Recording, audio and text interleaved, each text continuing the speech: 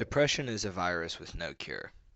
It burrows itself into one's mind and warps their perception of the world into a hopeless, joyless landscape. It latches onto the people you expect it to affect the least, the ones that are very charismatic, that you feel like have great self confidence. You won't be able to dig them out of it. Professionals spend countless hours with afflicted people with varying levels of success. So, can you even help? Is it just hopeless? There's some things you can do.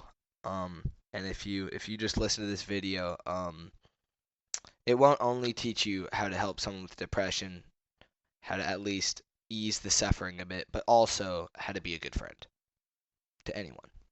First, don't remind the depressed person with how great their life is to cheer them up. Their mind is already not perceiving the concrete things that we hold on to for positive connections, like a good job or doing great in school. Yes, these things give you serotonin and dopamine, but right now their mind isn't processing that. And so if you remind them of this, they tend to suffer more because they wonder why they can't enjoy the blessings they have in life. Second, your job is not to cheer them up. You cannot help them with that. Instead, your job is to just take even a small fraction of their suffering and put it onto yourself. You should respect the person, love them, and you got to show them that no matter what, no matter how sad they are, no matter how horrible they feel, that you aren't leaving them. You have to try to validate them even if it seems stupid to you. Humans' number one motivation for anything is to receive happiness and validation, and so if you want to fulfill someone who's going through a really hard time, you should validate them. Remember that the little things matter the most, you know? Just like a mom would put a note in a lunchbox. Try to maybe shoot them a text every once in a while, just expressing your gratitude for their friendship. I'm telling you, as someone who's been there, that goes the longest. That goes the furthest. Just feeling like someone is thinking about me during this time. Maybe you can just offer them to buy them a drink or a snack. The $3 that you lose for that is going to be worth so much more in your friendship. Depression splits someone's mind into two.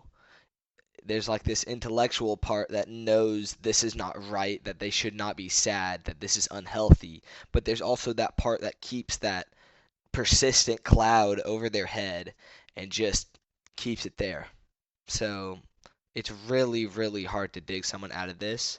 And the best you can do is just to climb in the hole with them. That doesn't mean sacrifice your own well being for them, but rather selflessly give part of your being for them. Here's another thing. Do not be afraid to ask this friend about suicide or self-harm.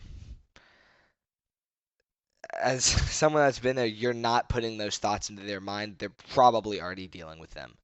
Um, they've been there for a while, trust me. Letting them talk about their hopelessness and thoughts of suicide or self-harm or desires to do such things, that will actually help. Um, it's a lot better that they bring these things out into the open than to let these thoughts culminate in their mind silently until it hits you like a truck and you realize you've lost someone. It takes a lot of effort to forego this task.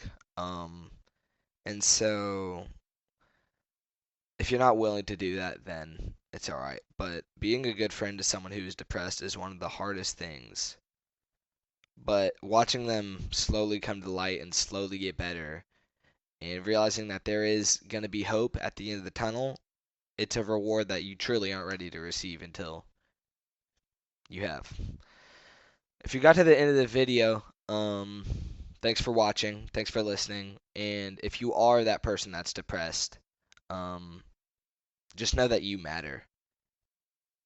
How can I know that you matter, you ask? It's because you are not an accident. You were put on this planet for a purpose, um, and if you need anyone to talk to, I recommend reaching out to people near you. If you don't have that, then I'm always open.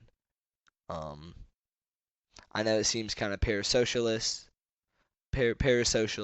but I'll leave my Discord server and my username in the description. God bless. Have a great day.